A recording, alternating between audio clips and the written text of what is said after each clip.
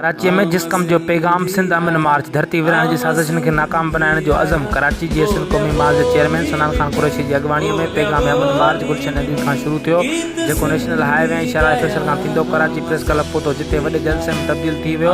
अमन मार्च में मुख्तलिफ मकतब फिक्र से ताल्लुक़ रखंदड़ सुञाण धुरियुनि औरतुनि ॿारनि शागिर्दनि सिंधी सकाफ़ती वेसट टोपी अजरक पाए वॾे अंग में शिरकत कई। उन मौके ते ख़िताब कंदे जीअं सिंध कौमी मार्च के चेयरमैन सनान खान कुरैशी चयो त पैगाम सिंध मार्च में लखें धरती धड़नि गॾु थी वो साबित करे छॾियो आहे सिंध हिकु मुल्क आहे, सिंध हिकु क़ौम आहे। साज़िशी तौला वो ॿुधी छॾीनि त सिंध क़ौम खे सिंध पंहिंजी माउ जो विरहाङो क़बूल न आहे। जिस कम चेयरमैन जो चवणु हो त पैगाम सिंध मार्च में शरीक लखें धरती धड़नि मज़हबी इंता पसंदी ऐं फ़िरक़ेवार जी तौर लसानी बुनियादुनि ते नफ़रत खे मुकमल तौर रद्द कयो आहे।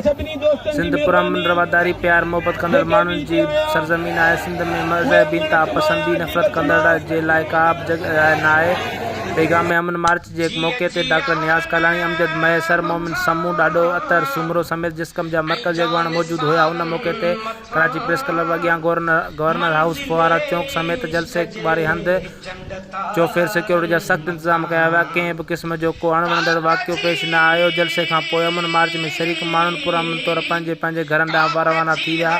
दिलीप उकराणी, सदर कराची।